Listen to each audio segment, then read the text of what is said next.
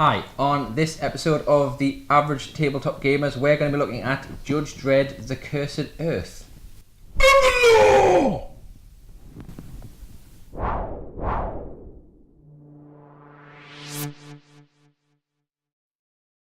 Hello there. So, as we said in the intro, just before, our Stallone impersonator here gave a great impression. It's Carl Urban. Okay, our Carl Urban impersonator gave an impression. We're going to be looking at this new release from Osprey Games, Judge Dredd, The Cursed Earth. Was released last week, which was late February for you watching later on down the line. It's a card game from Osprey Games. So Osprey Games, you'll know, make, they publish the rules for Gaslands. Osprey publications do loads of military history books and things like that, so there's a lot of tie-ins with the bolt action. History. Yeah, and so they've obviously published this game, designed by Pierre Sylvester, and as I said, it's a card game. So for fans of 2000 AD and Judge Dredd, you'll probably be very aware of probably one of the seminal big story arcs for Dredd. I'd say it's probably the first big one that I certainly recall, because it was so different to everything that was going around at the time, and I was only little when it first came out. Yes, I mean this was like in the first year or so of publication of 2000 AD, kind of in the 60s to 80s of the issues. But they decided, rather than doing the kind of one-off or two-part kind of stories that Dredd was normally involved in, to put them on like a 20-issue run. 20 issues. And it was basically following the storyline of a viral outbreak in Mega City 1, and Dredd was dispatched with a squad of judges plus a perp in tow, who I forget the name of. It's gone back a while since I last read The Cursed Earth. Put it down there. But they were dispatched, and they had to basically chase Max Normal across, I remember his name, towards Mega City 2, I think it was, where he was trying to run with the antidote for the Tutti Frutti virus.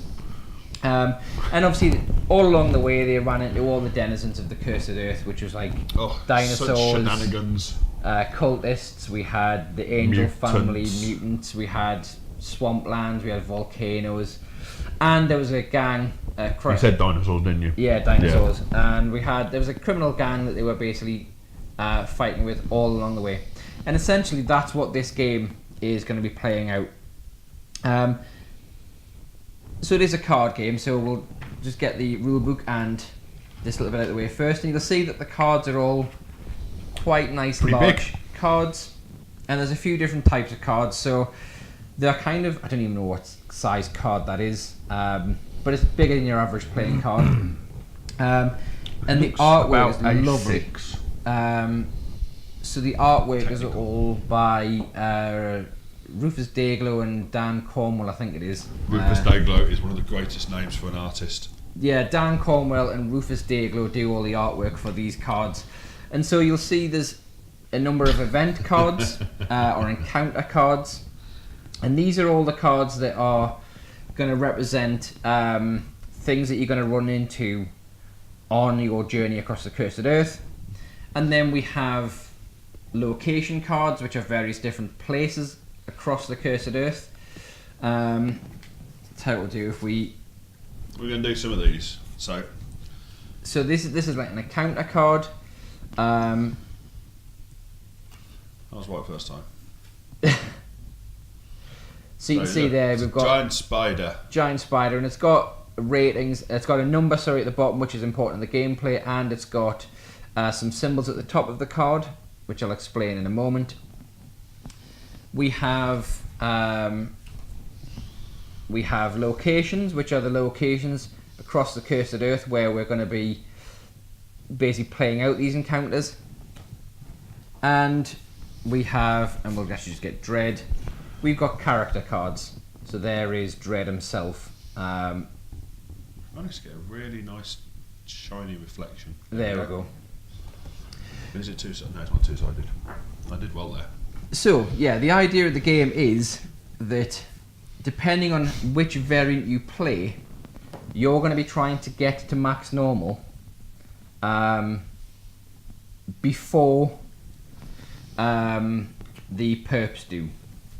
Or, if you're playing the perps, because you can play a versus, like a head-to-head version of this game, you're going to try and get there before the judges do. So how many players is this based for? So, and this is where this is rather clever. You can play this single player. Okay. You versus the game. You can play it co-op with 2 to 4 players. You versus the game. Or you can play 2 players head to head, where one of you is the judges and one of you is the perps. Okay. So there's 3 different gameplay variants, and they're all very similar in terms of the way they play out. It's just that the rules are slightly tweaked depending on how you're playing it. In fact, I'll move that over here so we can see the cards laid out. Yeah. So the way it would work is, we'll take the solo player game, or the co-op version, as it would be. So you would have your 3 judges. So we've got Dredd, Giant, and Anderson. Good stuff. And each of the judges, or each of your characters, has got an ability. So you'll see the same thing with the perps. So we get Mean Machine Angel, we get Satellat, and we get the Disciple. And again, each one of those has a speciality, and the speciality is either going to be Survival, which is a little mountain range in the top corner of the card. It's going to be Democracy, I think it is, which is a little speech bubble kind of affair. Or it's going to be your PSI, like Psionics. Yeah, Anderson. And they are important because of the way the game plays. And essentially you play a round which is 2 phases, essentially a dusk and a dawn. And for each of those you've got to fend off so many encounters. So it's 6 encounters normally. Okay. But the way it works is, in the dawn phase, Yeah. you as the players choose which encounters you play. So we may put down 6 encounters, and then you would sort these into the numerical order based on the number in the bottom of the card that we saw there before. You then work left to right through the encounters, resolving the actions. So these action boxes at the top of the card, and there's 3 different types of actions. So I'll get one of the blue ones out so we can see them. So the actions on the card are either going to be red, which are they're going to be. I'll start with the yellow, which in fact we'll go close up. You might need to lift them up a bit. So we've got yellow symbols, which means you have to do all of the yellow things. We've got red, which is where you pick one of the red sections and you resolve one of those. And you've got blue, which is you can choose to do the blue events or not. And essentially what these are is, these are either good things or bad things. So for example, if we take this yellow one, so if we had to we had the encounter which is Bruja territory. That's Bruja. Or Bruja territory. I learned that from the telly. The first thing we get is, we see the first thing we've got to do is there's a little first aid cross, but it's in a black square, which means we take a point of damage for one of our characters. Then we get a little running man, not in a circle, which means we would advance our meeple, our pawn, 1 location. So we get 1 location closer to max normal. And then we would take 2 psi tests.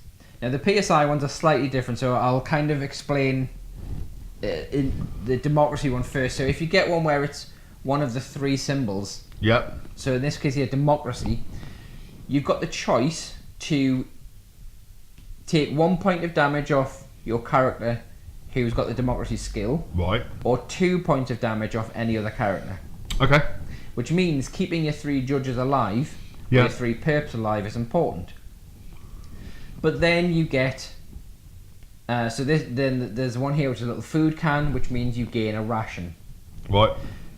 So you basically work through the cards, and again with the red ones, you would say, so in this one here, we could either take a survival test and then skip the next card. Okay. So in this case, if we were the judges, Dredd would take a point of damage, but we skip whatever the next encounter card is, or we could use Judge Giant to do the democracy test. And then skip 2. When we reshuffle any 2, we swap the position Oh, of any okay. 2 cards in the stack. So you can order around which ones you want. So as I say, some of these cards you will get health, Yeah. or you will gain tokens, to like survival Bits, tokens, okay. which you can use. Some of them are going to take things away from you. And I say in the blue ones is you choose whether or not you want to do that at all. But if you're going to choose it, you resolve everything. So in this case here, we've got the running man and the running man in a circle, which means we advance the good guys and then we advance the bad guys. So you would basically Makes sense. you would play a round of that, and then you would play a round of the dusk. And dusk is exactly the same, except when you play the cards out, they don't get reordered. They go out in the order you play them. Oh, okay.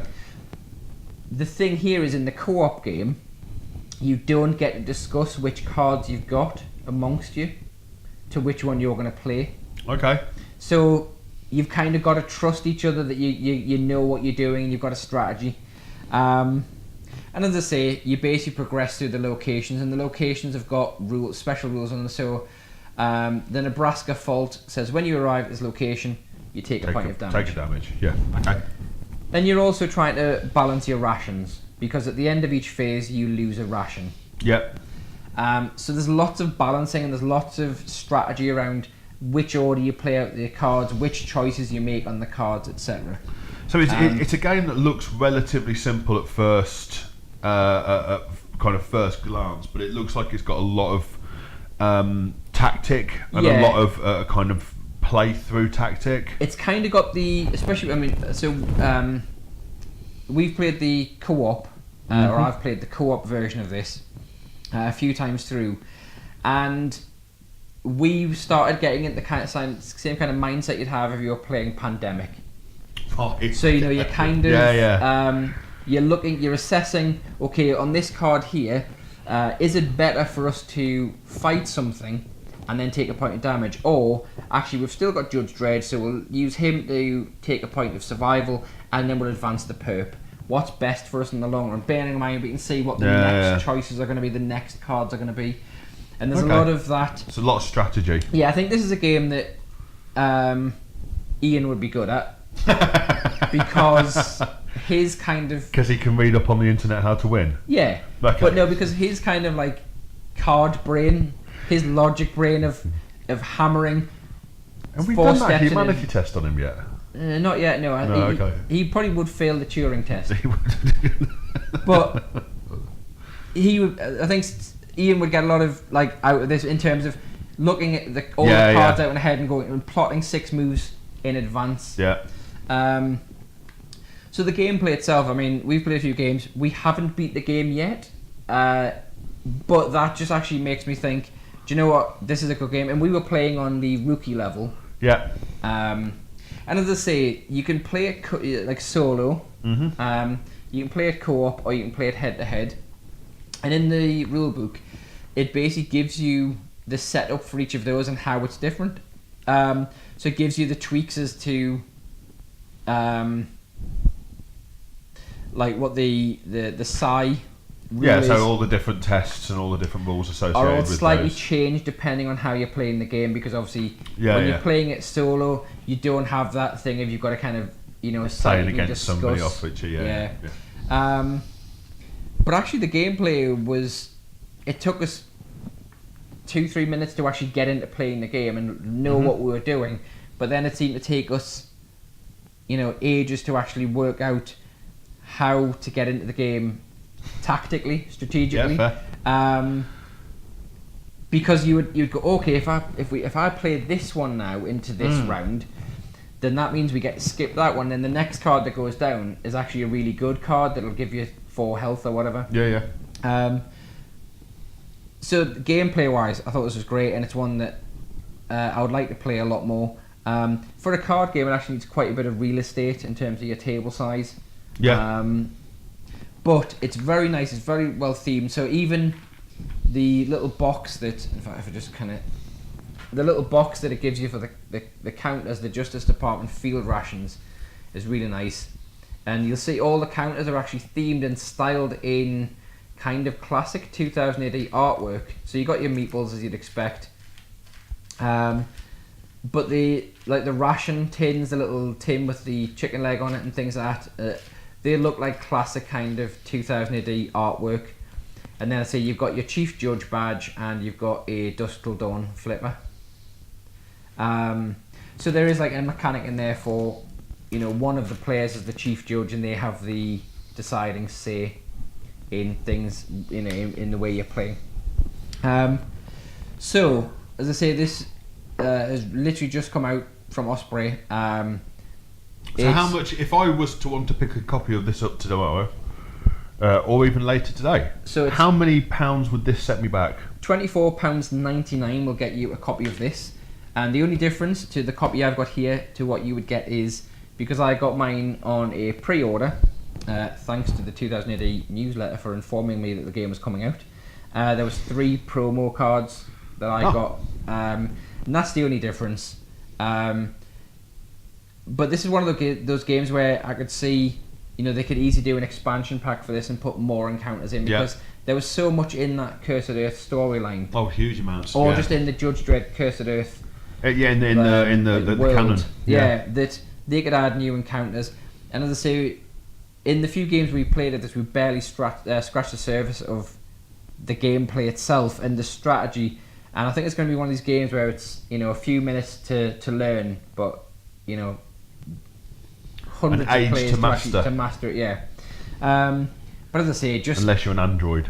I'm sure the first time Ian plays it, he will break the game for us all. Yeah. Like most things you actually been playing with him. But when you look through the cards, I mean, they're all beautiful. The artwork's beautiful. So that's one of the promo cards that I got, Yasa Povi. But when you look through the cards, there's not many of them that seem to be the beneficial cards, and they're all... Well, if you remember rightly from the story, there wasn't a lot of good happened in it. But as I say, it's it was very nice to play. And we spent a lot of time discussing the tactics and how we should play out this particular encounter. And that was when we were playing co-op. So I can imagine if you're playing a versus game, a head-to-head game where one of you is playing the judges and one of you is playing the crime perps. The perps. That you've got the extra element there that you're actually playing against someone, so you're playing the encounters with the intent of trying to move each other on and damage each other. So obviously that's the next thing to do, is going to be to set up and actually play a game of this as a head-to-head.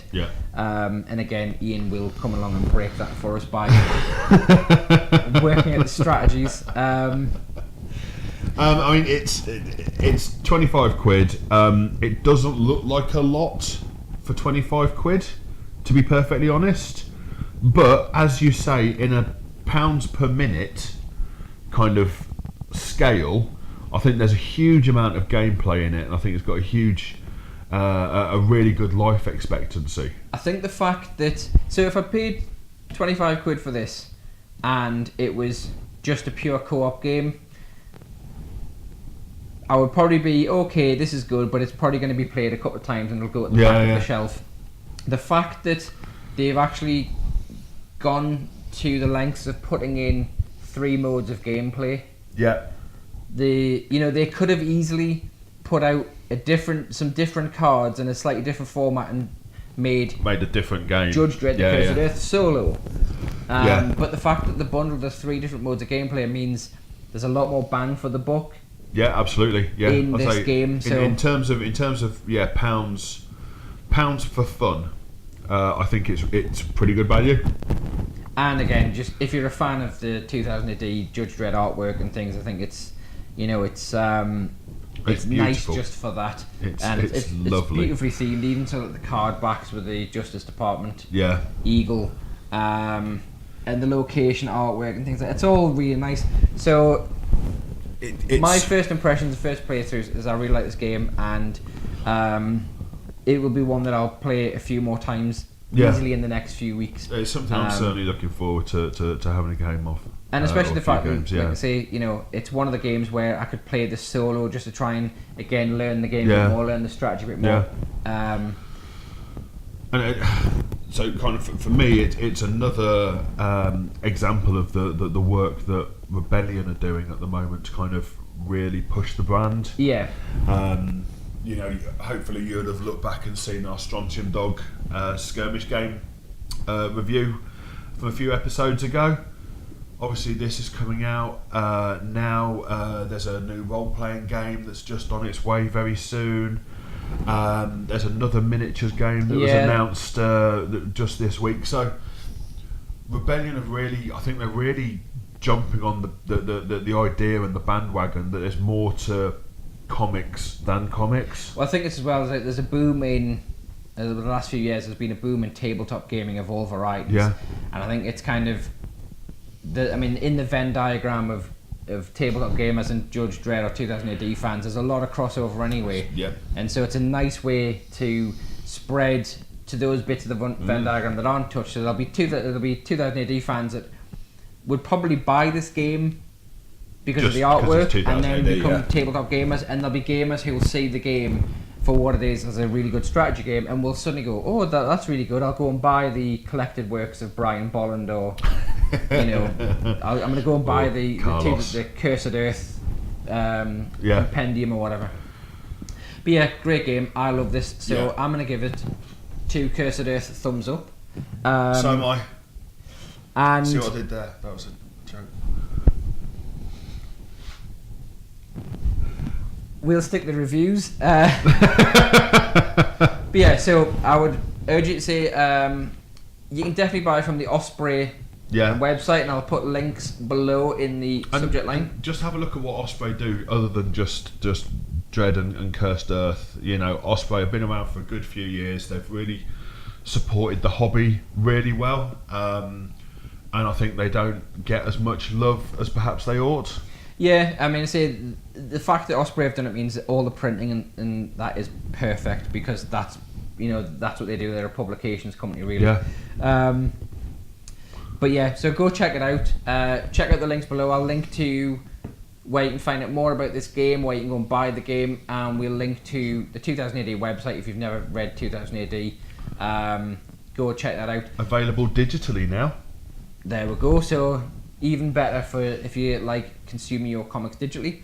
But until then, if you want to catch up with us and follow us, we're down there. That's us. Go and see us on Facebook, Twitter, and Instagram. Again, when we play this more, we'll put some pictures up. You can see the encounters that we're hitting in the Cursed Earth. But go follow us, go like, share, subscribe, retweet our stuff. Give us comments and likes and Facebook things. Give us some love. If you like the video, tell your friends. If your friends like 2000 AD, tell them about this game. But that's kind of it, yeah. Yeah, make sure you like, share, and subscribe, and tune in for more from the Average Tabletop Gamers. Yep. Coming up very soon. Cheers now. See you later. Bye bye.